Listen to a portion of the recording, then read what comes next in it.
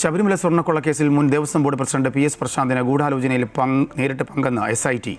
ഔദ്യോഗിക കൃത്യനിർവഹണം മറന്ന് ബോധപൂർവം വീഴ്ച വരുത്തിയെന്നും കോടതിയിൽ സമർപ്പിച്ച റിമാൻഡ് റിപ്പോർട്ടിൽ പറയുന്നു.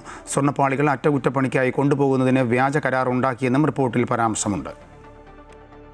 2025 ദ്വാരപാലക ശില്പം കൊണ്ടുപോകുന്നതിൽ തീരുമാനമെടുത്തത് പ്രശാന്തിന്റെ നേതൃത്വത്തിലുള്ള ബോർഡ് യോഗമാണെന്നും കണ്ടെത്തിയിട്ടുണ്ട്. തിരുവാഭരണം കമ്മീഷണറുടെ എതിർപ്പ് മറികടന്നാണ് പ്രശാന്ത് തീരുമാനമെടുത്തതെന്നും റിമാൻഡ് റിപ്പോർട്ടിൽ പറയുന്നു. തന്റെ ഭരണസമിതിയുടെ കാലത്തല്ല ശബരിമലയിൽ നിന്നും ദ്വാരപാലക ശില്പം കൊണ്ടുപോകുന്നതിനുള്ള തീരുമാനമെടുത്തതെന്ന് കഴിഞ്ഞ ദിവസം PS പ്രശാന്ത് പറഞ്ഞിരുന്നു.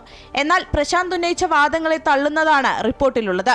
ദേവസ്വം ബോർഡ് മുൻ അധികൃതരുൾപ്പെടെയുള്ളവർ ചട്ടങ്ങൾ ലംഘിച്ചും വ്യാജരേഖകൾ ചമച്ചും ഗൂഢാലോചന നടത്തിയും കൃത്രിമം കാട്ടിയെന്നും PS പ്രശാന്തും അജികുമാറും ദ്വാരപാലക ശില്പങ്ങൾ ഇളക്കി സ്വർണം പൂശുന്നതിൽ ഗുരുതര വീഴ്ച വരുത്തിയതായും റിപ്പോർട്ടിൽ ചൂണ്ടിക്കാണിക്കുന്നുണ്ട്. 2019 നടന്ന സ്വർണ്ണ കവർച്ച മറച്ചുവെക്കാനുള്ള വൻ ഗൂഢാലോചനയുടെ ഭാഗമായാണ് ഈ നീക്കങ്ങൾ നടന്നതെന്നാണ് റിമാൻഡ് റിപ്പോർട്ടിലെ പ്രധാന ആരോപണം. യാതൊരുവിധ മുൻകൂട്ടിയുള്ള അനുമതികളോ രേഖകളോ ഇല്ലാതെയാണ് സ്വർണ്ണപ്പാളികൾ ചെന്നൈയിലേക്ക് മാറ്റിയത്. സംഭവത്തിൽ ബോർഡ് ഉദ്യോഗസ്ഥരുടെ പങ്കുൾപ്പെടെ കൂടുതൽ അന്വേഷണ വിധേയമാക്കണമെന്നും റിപ്പോർട്ട് ആവശ്യപ്പെടുന്നുണ്ട്. അമൃത ന്യൂസ്, തിരുവനന്തപുരം.